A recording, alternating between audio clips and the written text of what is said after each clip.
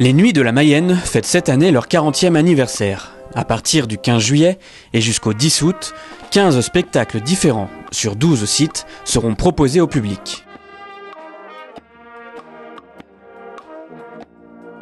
À l'occasion de l'ouverture du festival, dans la cour du château de Sainte-Suzanne, nous avons rencontré la directrice artistique, Siki Darbion, qui nous présente cette édition. La volonté a été de contenter un peu tout le monde, enfin, ou plutôt, oui, de contenter le public sur différents registres.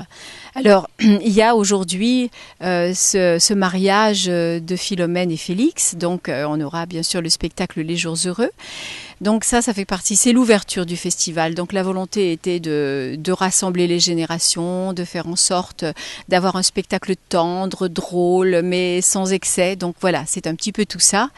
Je pense que parmi les temps forts, on aura l'anniversaire du festival à changer dans un spectacle de création avec j'ai envie de dire, pour héroïne notre rivière la Mayenne, qui s'appelait il y a bien longtemps Méduane.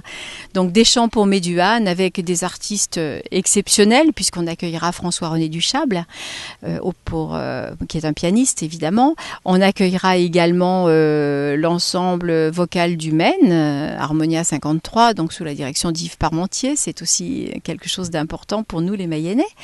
Et puis des comédiens comme Brigitte Damien, qui a déjà travaillé pour le festival, et Alain Carré, qui est un habitué des créations autour de François-René Duchâble. Il y a toutes ces choses-là, mais il y a aussi d'autres rendez-vous avec Molière, avec Plaute, avec Rousseau, dans un petit bijou, une curiosité, quelque chose de rare, Narcisse ou l'amant de lui-même, qu'il a écrit à 19 ans. C'est Marivaux qui l'a aidé à terminer. On aura évidemment un magnifique songe d'une nuit d'été qui se baladera quelque part entre l'œuvre de Shakespeare et l'œuvre de Purcell, Fairy Queen. Et puis on terminera avec un Feydeau. Il n'y a pas que ça, mais il y a, je pense, il doit y avoir à peu près 13 spectacles différents, dont 4 en cabaret, puisque au premier étage du château de Sainte-Suzanne, nous avons transformé la salle, cette grande salle du logis, en cabaret pour mieux écouter des chansons, mais accueillir aussi un spectacle jeune public. Donc vous voyez, quelque chose de très varié, de très éclectique, enfin quelque chose qui normalement devrait pouvoir contenter le plus de gens possible, et surtout d'attirer au festival toutes les générations confondues.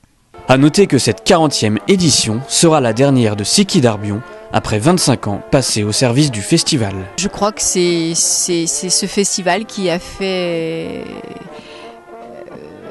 la richesse de ma vie, en fait. Je crois que c'est quelque chose de très... Je l'ai vécu comme quelque chose de très personnel.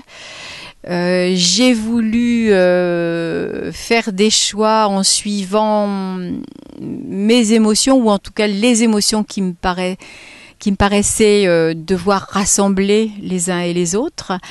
Donc j'ai travaillé un peu de cette façon-là, en privilégiant les belles rencontres, les rencontres humaines avec les artistes, avec les auteurs, avec des compositeurs, avec les gens des villages qu'on a traversés, ou plus exactement dans lesquels on s'est installé, implanté.